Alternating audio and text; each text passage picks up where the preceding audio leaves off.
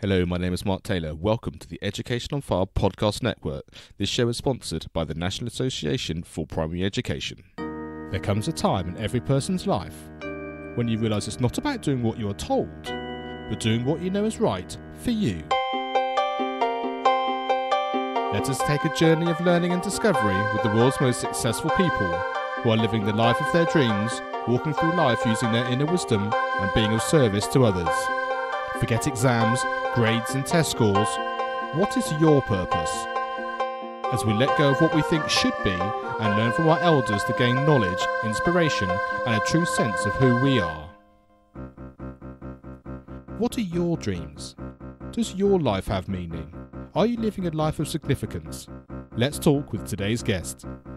Hello, my name is Mark Taylor and welcome as we spend some more time together on the Learning on Fire podcast. Today I'm talking to Jerry Dugan. Hi Jerry, thanks for joining me and let's explore the journey of who you are. All right, Mark, thanks for having me on and let's do this. Let's give ourselves a little bit of a general background about where you're living and the type of things that you're in, both in terms of your work and your sort of leisure time. All right, so I live in Corpus Christi, Texas, the great state of Texas, and probably the only state in the union that can legally secede if it wanted to, but we don't. We're kind of quirky like that. By day, I am part of a human resources training and development department. So I help our different hospital departments determine if they need training, what kind of training, or maybe it's just a conversation they need to have. So I run needs analysis, audience analysis, and then look at the resources available to solve issues for those department leaders. And then on nights and weekends, I am a podcaster with Beyond the Rut podcast. Been doing that for about 3 years with my buddy Brandon. And we just have conversations about people who face ruts in their lives, whether it's in their career, relationships, finances, fitness, and so on. And we share with them inspiring and encouraging stories from other folks that we've had on the show. And the hope is that we inspire people to learn about themselves, learn some new skills, get some new knowledge, and apply that so that they can take their lives out of this rut they may feel like they're in. And in all that, I am a husband and a father. I've got a beautiful wife of 17 years and counting. And I've got 2 children. One is about to leave the nest and go off to college in August. That's Jacob. And my daughter is my mini-me. She's a sophomore in high school. She loves to dance, and she is about as quirky as I am, but cooler. Fantastic. And it's interesting the going away to college thing. How is that for you in terms of that empty nest kind of syndrome and just that kind of excitement for them, but at the same time a little bit of kind of apprehension, I guess? How are you finding it? Oh, man. For me, it's because I had gone to college when I was my son's age, and it was all new for us as a family. And so to see my son gearing up, watching him as he applied for college, took his SAT exams, and going through the financial aid request process, very exciting to see it from the outside. Like, okay, that's my boy. He's doing this and he's doing it on his own. And he's about to make a mistake. Do I jump in and help him, or do I let him learn the hard way? And it's kind of a blend of both. But he's excited, and that's the really cool thing. Prior to about 6 months ago, going off to a 4-year institution was really not on his radar. He was really thinking about, I'm going to take some basic courses at the local community college, find out what I want to do. Yet we helped him hone in just in recent months, maybe in the last year or so, what he was really passionate about. And I think that's when things really changed for him.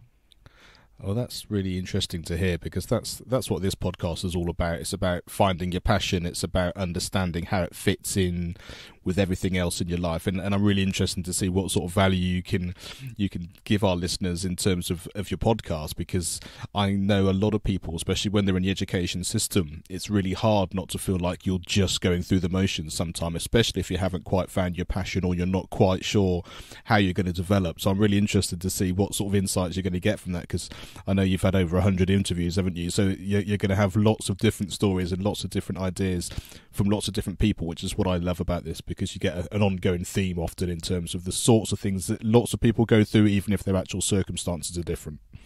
Exactly.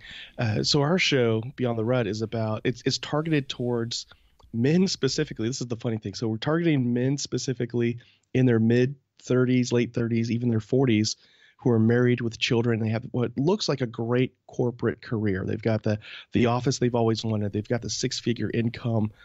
Yet when you dig deeper into their lives, or they share with you a part of their lives, what's really missing is they feel like they're dead inside. I mean, they're missing life. And so their day is really like an hour commute to an office, to a job they dread, to work they don't enjoy. And they come home and they're just completely spent. They have no energy to pour into the relationships that matter most for them, which is their families. And so they're just kind of going through the motions. And then before they know it, it's the weekend and they're busy with activities and they're just overwhelmed. And so our show really helps people take an examine of themselves and find out, what is it that I'm missing in life? What is my passion? What would make me feel alive without leaving my family? Because that to us seems like a loss. Like, you could ditch your family and go pursue what you think will make you feel younger, but in the end, you're going to feel just as hollow, just as old, and then ditch that group of people for another group. And I didn't want that for my son. And I remember stepping back at some point as we were doing these interviews for Beyond the Rut and thinking, what can I teach my son now that I didn't know back when I was his age that would completely change the trajectory of his life? And combining that with today's climate, the millennial generation, Generation Z, these are generations that have been told since they were little children, you could be whatever you want to be in the world. Yet we're not going to show you how to navigate the world, the economy. How do you make a career out of the thing you love to do? We're not going to teach you any of that. What we're going to do instead is tell you, you need to go to school, you need to get great grades, and that's how you're going to get a great job. Well, what's the great job? It's going to be a high-paying job in an office. So we tell them all the things that make us feel like we're stuck and trapped in a career prison, yet we're also conflicting them with this information about, you could be whatever you want and do this and do that. And so I had that revelation a couple of years back, and I think it had to do with when my son was playing baseball for his high school at the time, and I could tell he wasn't passionate about playing baseball. And I had no idea this was going to lead into like this big epiphany for him. I just thought my son needed to have a hobby other than baseball. He was only playing baseball because he thought his parents wanted him to, and that his grandmother wanted him to play. And that was so far from the truth. And I had a conversation with him about, you got to identify what you're passionate about and do that for fun and just enjoy it, and learn everything you can about it. And he asked me, how do I know what I'm passionate about? And I just said, it's that thing that, one, seems to come to you naturally. Two, you want to pour all your extra time and energy into learning more about it. And three, it's that thing you talk other people's ear off about. And I was hoping he would share something with me, because up to this point, he was a teenager, so he didn't really tell me a whole lot. So you can relate. Yeah, for sure. and so I'm thinking maybe he'll like have this epiphany or this aha. No. So that conversation had come and gone. He had basically left the baseball team for high school. And we're like, well, he's not just going to go to school and come home. Like, he's got to have something that really energizes him. And so my wife and I had agreed, we're just going to keep an eye out. We're going to watch him and just kind of ask him questions like, hey, we noticed you do this. Like, tell us more about that. And it wasn't until maybe a few months later, our family decided we're going to join the dark side and be like our son and become iPhone users. And so we got our new iPhones and we're taking photos, and the photos are coming out horribly. And my son kind of just groans and says, here, let me show you how to do this. And he takes my wife's at the time it was an iPhone 7 Plus, and he says, you two stand there and shift over a little bit to your left. Okay, now stand up tall and hold on, rotate this many degrees this way. And I'm thinking, my son just used the word rotate, this many degrees. Like, that phrase, not something my son says. So he takes a bunch of photos and he's moving around. He's kneeling down. He's like holding the camera up and doing all these different angles just to give us one shot. And when we were looking through the photos he had taken, it just blew my mind. Like, these, with an iPhone, he was taking these professional quality photos where you had like depth of field. So like the forefront was in focus, but the background was out of focus. The lighting was really well done. It was even though we were standing out in the sun. The color composition, like when he had us move over, just what my wife and I were wearing fit better with what was in the background afterwards. And I just took a step back and I asked, when'd you learn to do all this? And he just said, YouTube. Like it was no big deal, YouTube. And my wife's like, yeah, why are you asking him this? And I said, well, this is like almost professional quality, photos. And he just gave us like simple instructions to get there. And he took these shots, and he's using like terms that you had to study to know these terms. And because I knew this from working in the video ministry in my church. And so we realized, wait, this might be it. This might be his passion. And so we watched him a little bit more and a little bit more. And then we're like, hey, we borrowed this camera from your aunt. Can you take photos of your sister in her ballet costume for the Nutcracker Ballet? And he took a bunch of photos, and they were awesome. And so then we were like, okay, this is it. Let's ask him. So we asked him if he liked photography, and he's like, I guess. And we asked him, well, how did you learn? And he said, well, like I said, YouTube. And we're like, well, how much YouTube do you watch? And he's like, I don't know. Like, man, this kid. So we had to ask his girlfriend these questions. And she's like, oh, man, when he's not talking to me, he's watching videos about how to take better pictures. And when I talk to him at night and I could tell he's fallen asleep on the phone, I'll ask him a question about photography. And I know if I do, he'll talk another 2 hours about the subject. And then we realized, okay, this is what he's passionate about. So we got him a camera, and we linked him up with somebody from our church who takes photographs for our church and does wedding photographs as a side hustle. And this guy has been teaching him. Like right now, my son is at church volunteering and taking photos for a lot of our services. And these photos wind up on our website, on our social media. He will skip just about anything out of convenience except serving in church as the photographer. And so now he's going off to college with a major in photography. And, we've had conversations about how do you make a career out of this? Because we know people who've gone into the arts and they struggle and they're frustrated because they had to settle for what they figured was an accounting job or a science job. Like, they don't get to do their passion and make a living out of it. So as he's pursuing photography, we're also exploring how do you make a living out of that so you can always do your passion in the ups and downs, support yourself, support your family, and build wealth for your retirement and so on, and break a lot of those myths about the starving artist. And so it's just really neat to see him get excited about that and really embrace it and learn as much as he can. So, and now his grades at school have like shot up even more. He made a permanent honor roll for his school, and we're like, this kid, the one that we thought would probably not go this route, he is. And all it took was being patient and allowing him to, helping him identify what he was really passionate about.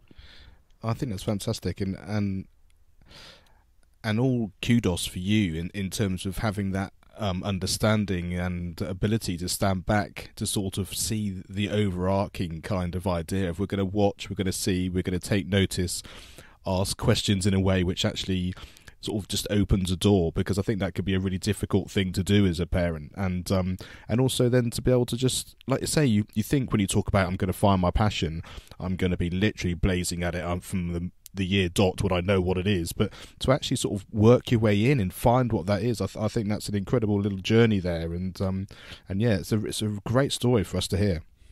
Thank you. It took humility on, I would definitely say, my part, because my undergrad degree, my bachelor's degree, is in chemistry biology, and I would catch myself thinking, my kids need to be good at math, they need to be great at science, they need to consider becoming engineers because that is where the money is and the job security. But then, listening to my own show, I realized I can't do that. That goes against everything I've been talking about. And two, I know that if we're going to learn anything, whether it's as teenagers or as adults, it has to be relevant to us. It's got to be something we enjoy. It's something we see application for. Otherwise, it's just somebody telling me I got to learn about Homer, and I'm not talking about the Simpsons cartoon either. Yeah, for sure. There are a couple of things that really strike and resonate with me. One is the fact that I'm a professional musician, so I know all about the starving artist idea and the the peaks and troughs of earning money in various different guises, even when it's within your passion and within your field, and also the fact that my daughter, it's interesting that the iPhone thing, because she loves taking photos and she does some amazing things with them as well. Now, I just do this, I just do that.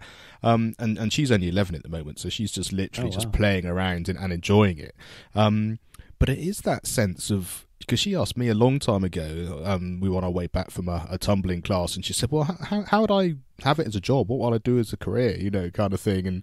And I said, well, you can do this. You can, some people will go to college, people do weddings and all that kind of thing. I said, but the thing is, you're only 11. It doesn't actually matter. Just enjoy it. Share it with your friends. Yeah. People will ask you, like you were saying, your son finding out on YouTube, they'll ask you how to do it. You can give value back just by sharing it in a different way in this modern age of YouTube and video and social media and all of that, where you're just sharing knowledge, where people will just want a quick answer to something.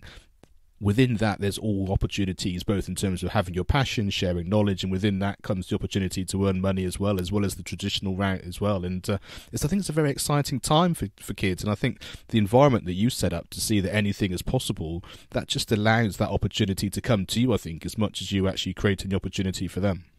Yeah. Oh, yeah. I'm trying to think of what I wanted to say next. What keeps coming to me, though, is a memory. This is just from this school year alone in the fall. Our daughter's on the high school dance team and drill team. And this is when my son really has embraced the idea that he is a photographer. And during the high school football season, very different than football around the world, which is what we call soccer, but American football, during that season, he volunteers to be one of the photographers for the yearbook. And so they have students on the field taking photos for the yearbook. And I noticed that I think there was like 4 of them altogether. So there were 3 students. They kind of wore a camera around their neck, and the 3 of them hung out together, and they just chit-chatted the whole time. Take one photo, walk around a little bit more, take another photo. And then when I saw my son out there, very different behavior compared to the other 3 high school students. And that was I think the funny thing, he had a baseball cap on and he was wearing it backwards. And I was like, oh, my boy, I've seen professional photographers do that when they're doing sports photos. And he's like getting into the mood and turning his hat backwards. Like, okay, now he looks the part, but let's see what he does. And unlike the 3 friends who were chit-chatting, he is like right up on the sideline and he's taking photo after photo after photo. He's leaning down the line where the other players are standing on the sideline. He's taking candid shots of them. And at some point, this is what really blew my mind, was other people in the field recognized what he was doing. So there was, I believe, a photographer for the Boosters Club and then a photographer from the local newspaper.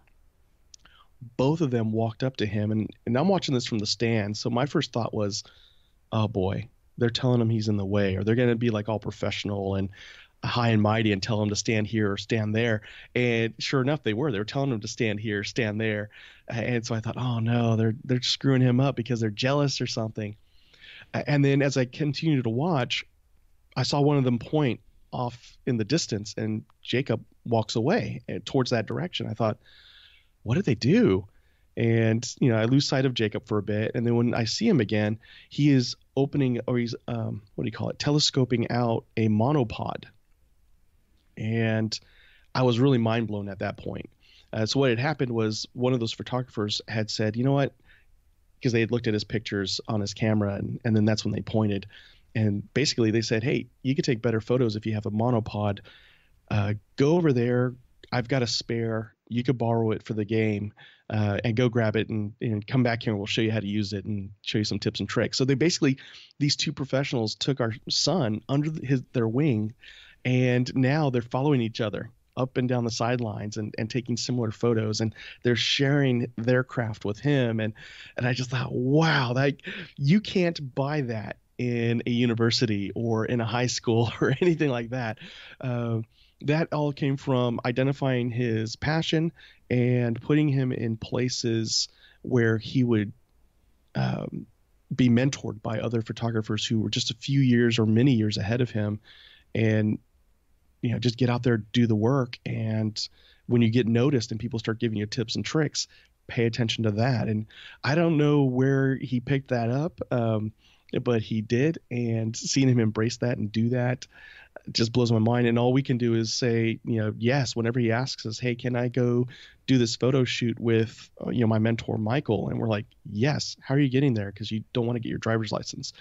And so sometimes that means we got to drop what we're doing and take him to a photo shoot and then pick him up when he's done. And then I would give him a hard time about getting his license. And then my wife would say, I got to stop doing that. And then kind of throw my own words at me about passion. He just isn't passionate about driving. I'm like, that's a life skill. He needs that.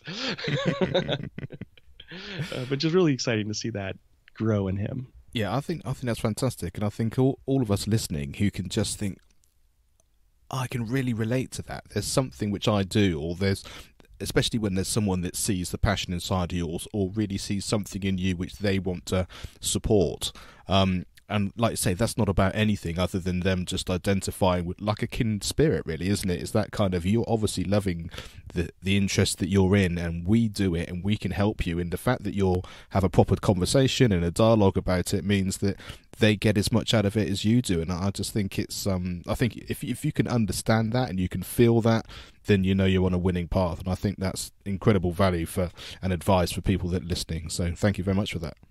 Yeah, my pleasure. And it gets me thinking about, the U.S. education system on a broader scale.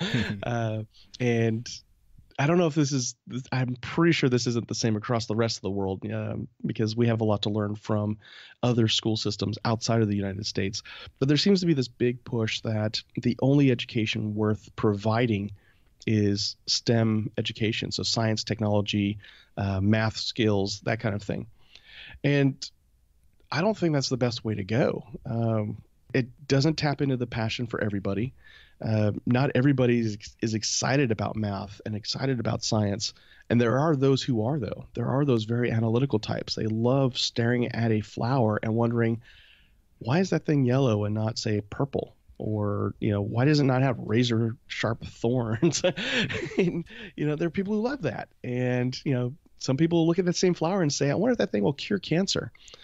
And so, yeah, we should support that and have, a school system that drives that.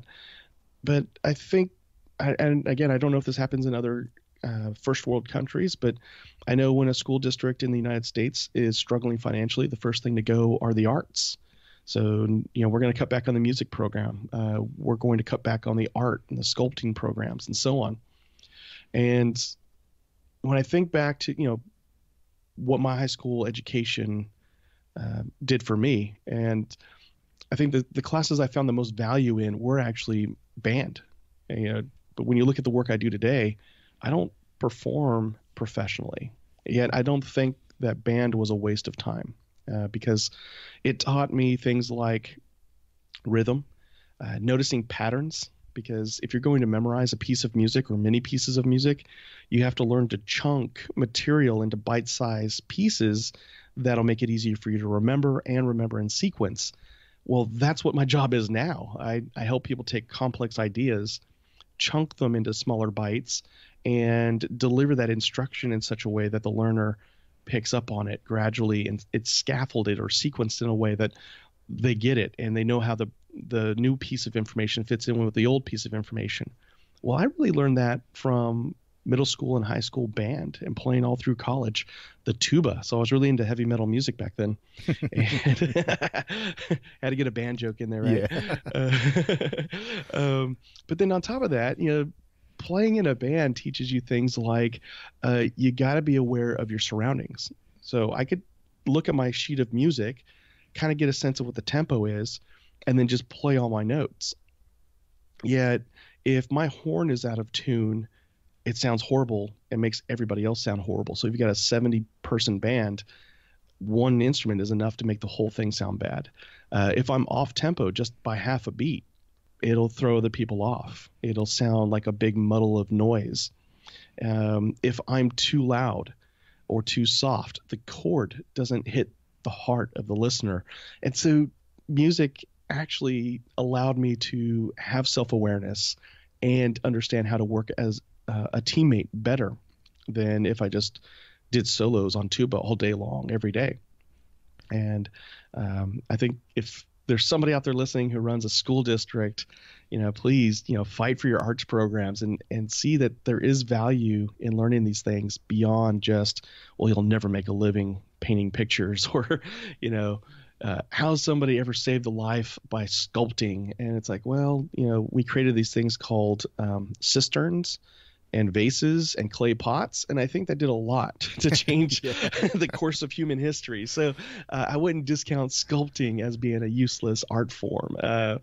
Ceramics is important.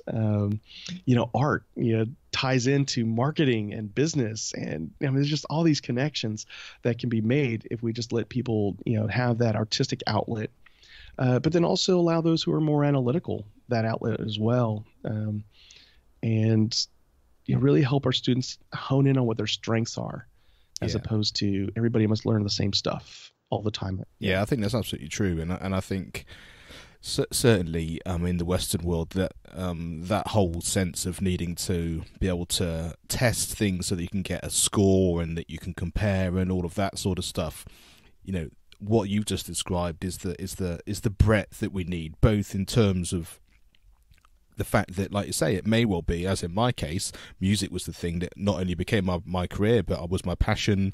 And without that introduction at my school, I may or may not have ever got the opportunity to do that. So I'm really appreciative of that. But what I loved about the fact, as you were saying, what was valuable about your school experience was the fact that it wasn't something which directly affected you in terms of the job you got or a grade that you got or anything like that, but yet it's something which has actually inherently made you the person that you are in so many different ways. And like I say, without having that experience within a school, and for people listening, I always think about this, look around at what your school experience actually is. What is it about the whole, not just about an individual subject which you may or may not like, or things that you find easy or difficult, but just what's the whole thing about it which really helps you. And it sort of brings us on really nicely in terms of, from your school, which teachers do you remember, and what was it about them that really stuck out for you?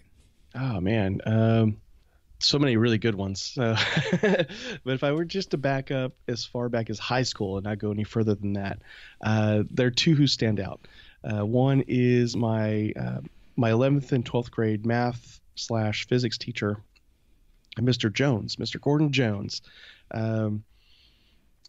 He got to know his students as people first, and then even though he was teaching us, trigonometry or physics, he was teaching much more than just that. The big thing for him was, I want you to succeed in life.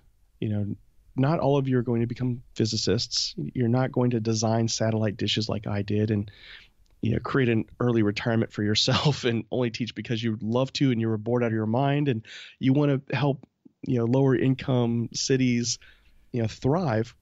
So I'm also going to include some extra credit. So my course is hard, but if you want to pass it, this is what we're going to do. And he provided a platform for these students who normally don't get outside of their town and see a bigger world. He had two assignments for us throughout the year. One of them, it was the same assignment for both semesters, but it was to visit a university campus and provide us a short little 2-page summary of what we learned about that campus. So it wasn't enough, like we didn't have the internet in 1994, 93. So we had to go to the library, research some universities, and to make it easy for us, he took us to UC Berkeley, which is where he graduated from. And, he had a couple of points of interest, scavenger hunt type stuff, but we had to come back with something on our own that interested us. So if you were interested in music, you had to bring some information back about the School of Music. If you were interested in business, you had to bring something back from them. Sports, whatever it was, but there was some like self-discovery there.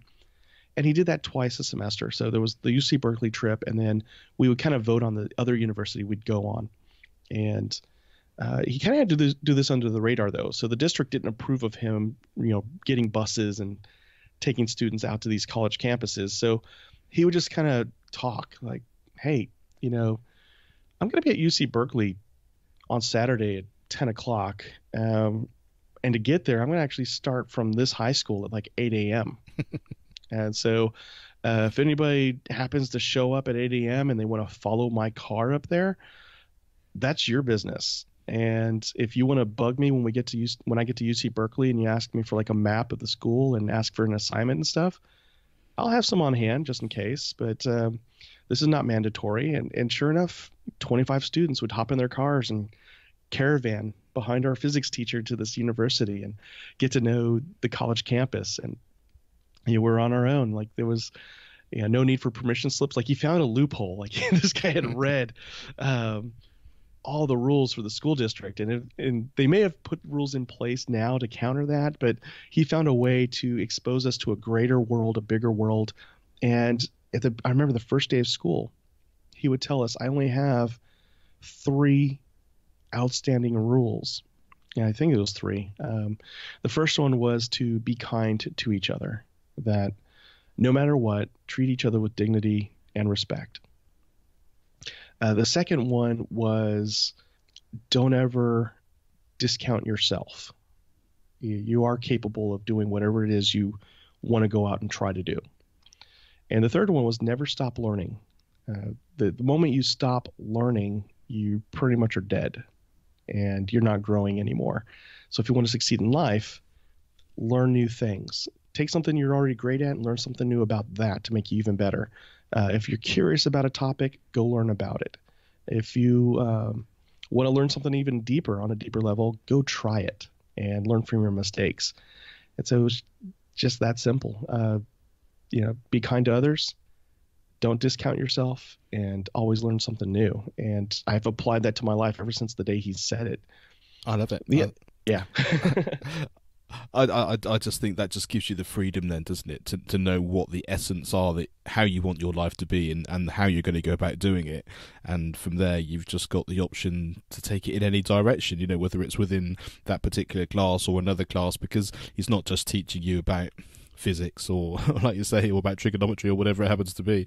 He's just teaching you about life and how you go about being yourself to learn. And that's such a gift. Oh, yeah. Not many teachers do that. Not a lot of parents do that either. I'd said earlier, a lot of parents just simply tell you, go to school, get good grades, and you'll one day get a good job. And I think that's because they themselves never were given a roadmap on how do you find the job you really want?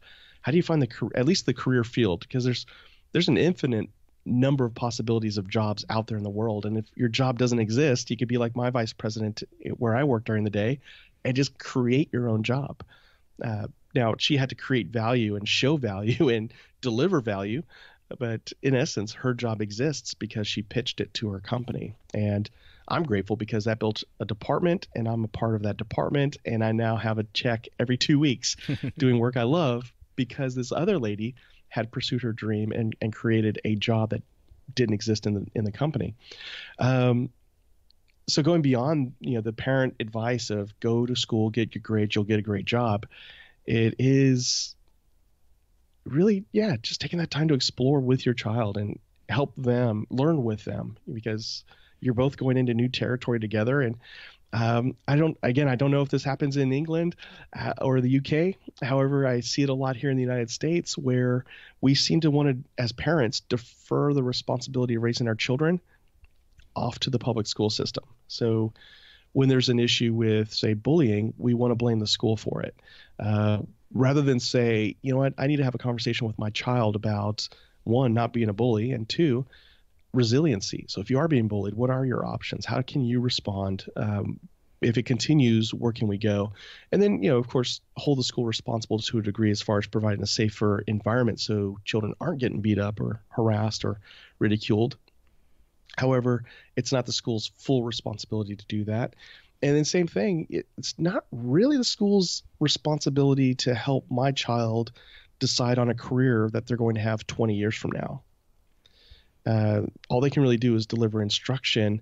And I, as a parent, should be able to have some part in that, partnering with my school to help them understand what their skill sets are, what their strengths are, what their passions are. And then how can that school help support that journey for my child up to a certain point in their lives? because it still comes down to my child having the space to explore and experiment and really determine and hone in what it is they love. Yeah.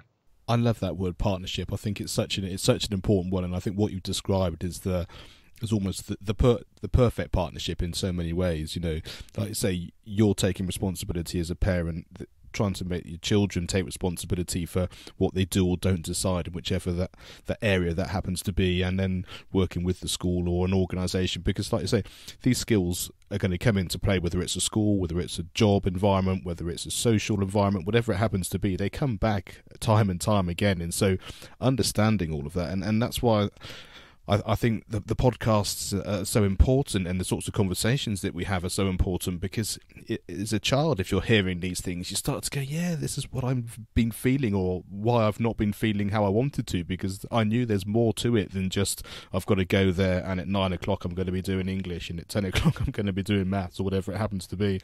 You can see how all that fits in. Those tools, like you say, are incredibly important, but when you can identify a teacher that can really support you to be you, when you can identify with yourself about what you're trying to learn and see it as the gift that it is, take what you can, don't sweat the small stuff as well, and then away you go, really. And I think that's why I think these are so important, these conversations.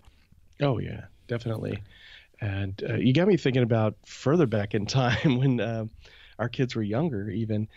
So our daughter is very different than her brother, and very artistic, well, they're both artistic actually, but she's more like hands-on arts and crafts type of stuff. And I remember us just letting her watch YouTube on whatever fancied her at the time. And with some monitoring, of course. And yeah, I remember there was a time where we just bought a lot of paper so she could fold origami. And when she was done with that phase, and she was like, all right, I'm done doing origami, I want to do this rubber band bracelet thing. We actually had to dispose of, I think, 15 bags of origami things she had built. She wanted to do a macrame just so she could have something nice to hang on her wall. So she looked that up on YouTube and turned to my wife and said, hey, I need rope. And of course my wife asked why, like, why do you need rope? And so she described what she wanted to do. I want to make this. Okay, when do you want it by? Tomorrow morning. And so they jumped in the car and they drove to the craft store and bought enough macrame rope. And in less than 10 hours, my daughter had made her own wall hanging. It's still in her room right now. Yet we've indulged her in these things, not because she's spoiled or anything, but because, one, we have the means to provide it. And if we don't, we ask her to consider some alternative, cheaper materials. But there's like a problem solving element in there. I want to make this thing. I need to make it. And there's all that problem solving. Like, how do I tie this knot? How do I move this here? How do I make that fold or that crease or, whatever it is. And then for our son, of course, video games was a big part of his life. And I know there are a lot of parents out there when they hear video games, they're like, oh gosh, video games, great. Yet, us being, well, my wife's not nerdy, but I am. I found a way to make video games a learning experience for my son when he was younger. And it took me taking the time to ask if I could play alongside him. I didn't care if I was good at the game or not. In fact, he loved it if I sucked at the video game. And then he'd even laugh if I rage quit once or twice, because Call of Duty is hard. Halo is a hard game to play. It's just, yeah, you want to spin around in real life, but I mean, you got to make the joystick do it, not your physical body. And he'd laugh because he'd see me like physically turn my body to do stuff in these shooter games. But you're probably thinking, where's he going with this? But as he's playing these shooter games and football games and racing games and what have you, there's that social element through like Xbox 360 and PS4 and so on. Well, you run into a lot of kids and even adults who don't know how to behave online. So they're cussing out like 11-year-old boys or girls. They're using like rape terminology and so on. And it's enough to make some parents want to say, you know what, that's it. We're shutting the world off and we're going to insulate our children and keep them safe. And we took that as, here's an opportunity to talk to our son about, how do you respect people? How do you, defend yourself if somebody's calling you names like this? And it was really neat to see him kind of navigate through that himself as well. So if somebody started calling him names, cussing him out online, I wanted to get on the headset and like cuss back at this man who's yelling at my 10-year-old boy. And my boy, just pushes like 3 quick buttons, menu, report player, send. and then that was that. Everything else fell into place. I'm like, what did you do? He goes, well, I mean, he was getting out of line. And so I don't need to yell back at him. That's not going to solve anything. But I can report him, and that'll not only stop him from yelling at me. And he's like, watch. And sure enough, I looked at the screen and I saw that player's name drop off the screen because, Xbox had clamped down on him and said, nope, you're gone. And I guess they banned him for a couple of days. Not my son, but this other guy. And so my son had learned that, like, what are the protocols if you're getting bullied? What can protect you in that system? And, how do you not condone that behavior? Well, you report them and let that system take care of it. And I was like, wow, that's much more mature than what I would have done. Absolutely. And I think the important thing there is the being involved, isn't it? And it's the, taking part and actually seeing it as a positive and using it as a learning experience, like I said, which I think is an incredibly important thing to do. Yes. Who did you admire when you were young, and what was it about that person that had such an impact? For a big part, I would say my dad. Not the brightest man in the world. Now, my mom was your stereotype tiger mom. She's from Thailand. And so for her, in her culture, you go to school, you get good grades, and you've got to be the smartest kid in the class. And I think having that drive for my mom was helpful because my brother didn't have that, drive for my mom. And we see a big difference between us academically. But the reason why I give a lot of credit to my dad, though, is his patience. So when I was a young kid and my mom said, all right, he needs to read this book, you read it with him. My dad was not the greatest of readers. And of course, as I got older, I saw that when I was, 4 or 5, I'm like, this is great. My dad's spending time with me and he's reading the story with me. And, if I didn't know how to read, it didn't matter because he would just make up the story and I couldn't check him on that because I couldn't say, well, that's not what that says. And of course, when I could do that, he would just have me read but very patient. So if I made a mistake academically, he would smile and he'd let me figure it out. And if I still struggled, he might show me a clue. And it was always about me figuring it out on my own. And he was like that all through high school. He even told me, I believe it was my 9th grade year. I was about 13 years old, somewhere in there. And he had a talk with me. He just said, hey, I want you to know actually a few years ago, you passed a point of no return for me as far as what I could do for you academically. You're a lot smarter now than I was 5 years from now. And I just want you to know you have your whole world ahead of you. And whatever it is you decide you want to do, I'm with you 100% of the way. Just know that I can't help you with the math anymore. And I'm not sure if you noticed or not. I was like, well, I kind of noticed. Like, you just kind of sit there and smile, or you're in the same room, but you're not like looking over my shoulder. He's like, yeah, I didn't understand the thing you were doing for the last couple of years. But yeah, he's been there. He's been supportive. He's allowed me to make mistakes, learn from those mistakes. And he's been there to help me in case I got way in over my head, but never swooping in to prevent me from ever experiencing any mistakes. So he just provided that space for me to really explore. Yeah, I mean that's a real gift, and I really encourage anybody. I know it's difficult when you're in the middle of it, and when you're young, you're just in the middle of growing in life and all of that. But I think to have the understanding, just to step back every now and again, and just see the people around you that you do admire, and what impact they're having on you, like you said, whether it's space, whether it's the understanding of their inner belief, if it's someone who's pushing you, if it's someone who's guiding you, and it, like you say, it might be a parent, it might be someone at school, it might be a mentor, it could be anybody. But I think to just suddenly to be able to step back enough just to kind of give yourself that kind of, hey, there's some people here who've really got my back and they're really making my life a journey which I'm actually able to thrive at, I think is, if you can get that early on and that understanding and that gratitude early on, then it's going to stand you in really great stead. Oh yeah, definitely. What was the best piece of advice you've ever been given, and who gave it to you? Let's see, I've already quoted Mr. Jones. The next one I would go with would be Maestro Gomez. So while I was in high school, my band director, Miss Ruby, got to give her a shout out too, because partly her fault I was in this group. So she got me into an honors orchestra. It's one of, like, here in the U.S. we've got select baseball. It's like these tournament teams and so on. Well, this was that kind of orchestra. It was like the best from the local high schools and middle schools together performing orchestra symphonic pieces.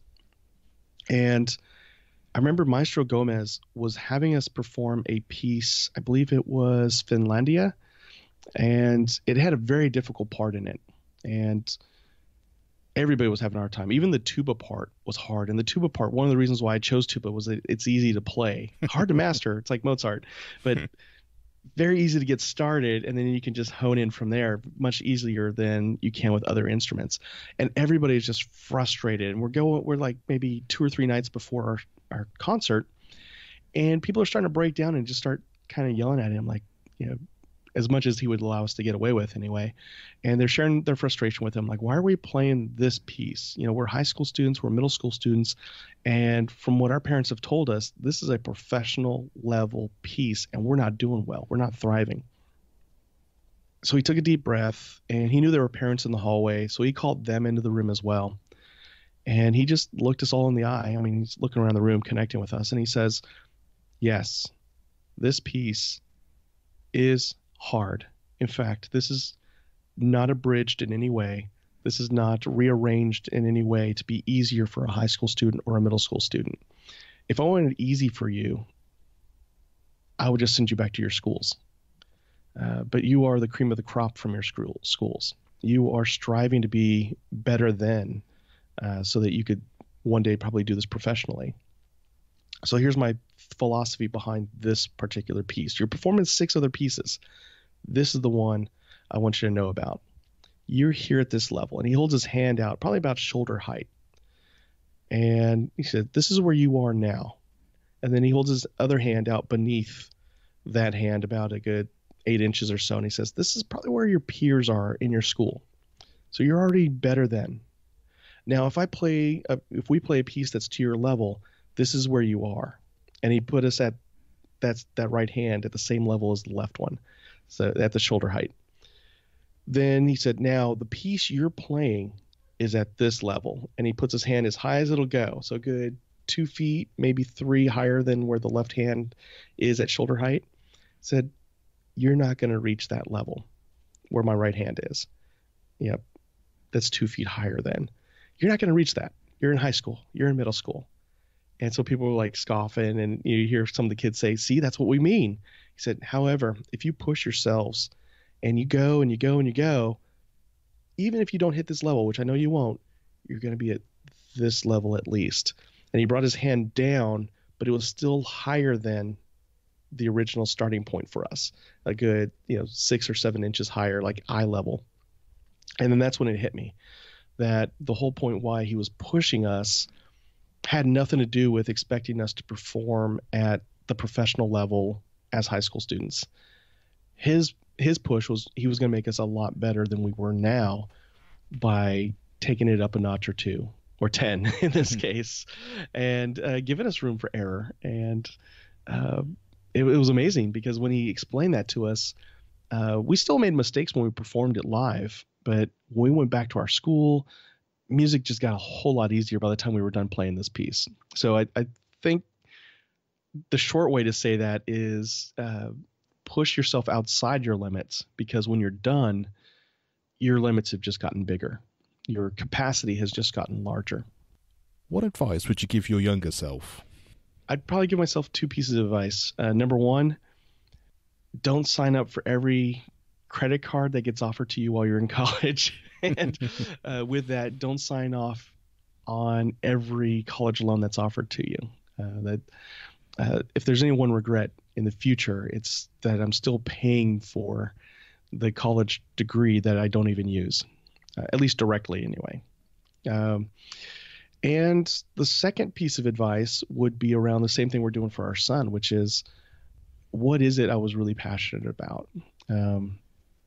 I'd always heard my mom say, "You're going to be a doctor one day," and my dad gave me a much broader, "You could be whatever you want in the world, son. I'm right there with you." And then there wasn't a whole lot of guidance there. What does Jerry Dugan really want to do? What is Jerry Dugan gifted at? Where are his strengths, his talents, and so on? And then from that, what are some of the career fields that fit those skill sets that may interest you? And I think if I had had that early on, I could have been impacting people's lives in a different way, career-wise. However, at the same time, I'm a firm believer that your past has created who you are today, and I enjoy being who I am today. So I don't know if I'd go back in time and change that, but at least listening to, seeking advice and counsel from others sooner, and then when I get that counsel, actually listening to it. I think that makes a lot of sense, that's essentially what we're doing here, isn't it? The podcast it's that kind of we're giving people those insights, that option, and like you say, I always love that broader concept of kind of, while that's true, and we can take you from A to B really quickly, we also know that generally speaking, A to B goes via Z, P, Q, T, and everything else, and all of those are incredibly important in terms of who you are and your life journey as well. So, I love that sort of that concept of what we think and what we're doing, and I just think offering the advice, giving you a platform, showing you the general things which are important, like we said about the passion and your understanding and the pillars of how you want to do your life, that gives you the tools you need, and the rest of it you just have to allow to take care of itself. So I think that's really, really impactful. What does your future look like? Oh boy. I know what I have in mind is, of course, our kids are going to be off. They're going to be released into the world and make the world a better place. So what I envision is really my wife and I having the financial freedom to explore the world together. We had children early on in our marriage, and which is her dream. She's always wanted to have kids, raise kids, and now those kids are about to be up and gone. So I want to help my wife explore the world, see Europe from a different life, go to Japan, go to places that are outside her comfort zone, but alongside with me. And from time to time having our kids, and we're in no rush to have grandkids, but I envision there will be some of those too. And, so I think that's my future. It's very broad, but yeah, just the financial freedom to travel, see the world, experience life together. Just my spouse and I. Yeah, that sounds like an absolute dream, and I wish you all the luck with exploring that. You'll have a wonderful time. What podcast, book, video, film, song, or resource has had the biggest impact on your life, and why was that?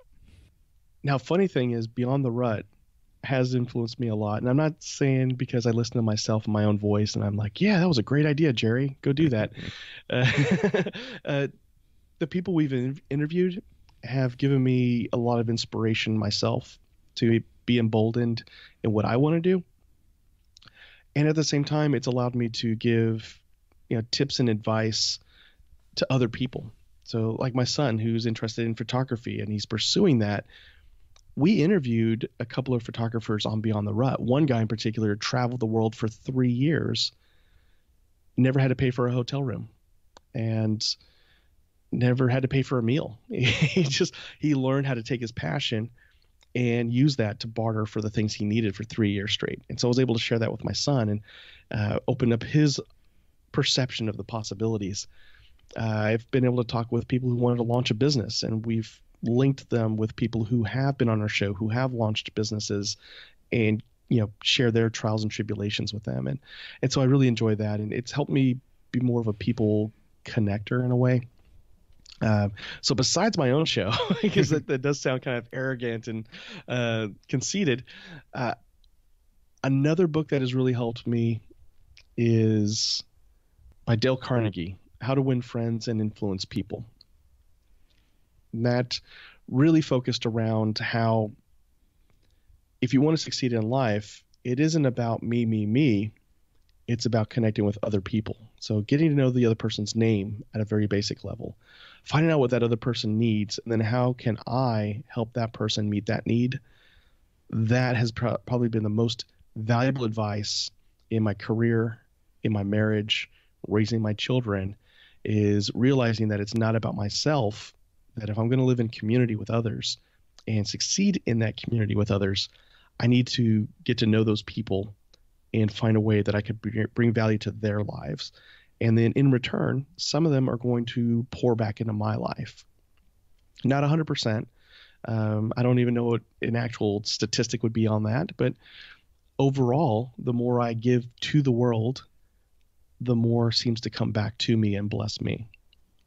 I think that's true, and it is a fabulous book. I've read it a couple of times now, and every time you get something different out of it, and it's insightful, it's mind blowing, and in its overall premise, it's straightforward. Like you say, it's about giving rather than taking, and it's about community and sharing and actually understanding how all these things fit together. And it's a great resource, and all of these things we've been talking about will be on the show notes. So if you go to educationonfire.com and in the search bar write Jerry, it will pop up, and we'll have all those things there. So you mentioned your podcast before. Why don't you give us all the details of how people could listen and how they can get in contact with you and hear some more stuff about you? Great. So the show is Beyond the Rut. It is located on the web at beyondtherut.com. We're also on Apple Podcasts, Stitcher, iHeartRadio, because Brandon really wanted to be on iHeartRadio, so we got it there. Great. I don't think he even subscribes to iHeartRadio. He just really wanted it there. So it's there. And it's on Spotify as well. We also have a Facebook page, so facebook.com/beyondtherut. And there you'll see us post multiple times a week. We do these short 1 to 2 minute videos to help inspire you in the morning to get through your day. We do post those on YouTube as well, but nobody really follows us on YouTube, so that's okay if you don't go there. And we are on Twitter a lot because Brandon and I, we have ADHD, and nothing keeps us in line and focused better than 140 characters. So you can find us on Twitter at Beyond the Rut. My personal Twitter handle is at Jerry Dugan, and I believe Brandon's is at GBrandonC. But if you follow Beyond the Rut, you'll see the two of us also interacting with Beyond the Rut as if it was like this third personality. So we are there. So Facebook, Twitter, on the web, and where you can find podcasts. That's fantastic.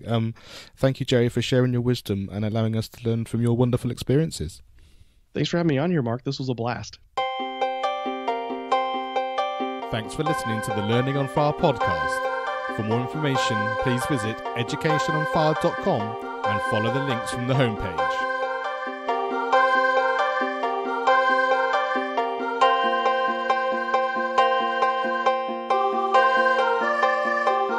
This show is sponsored by the National Association for Primary Education. Education is not the filling of a pail, but the lighting of a fire.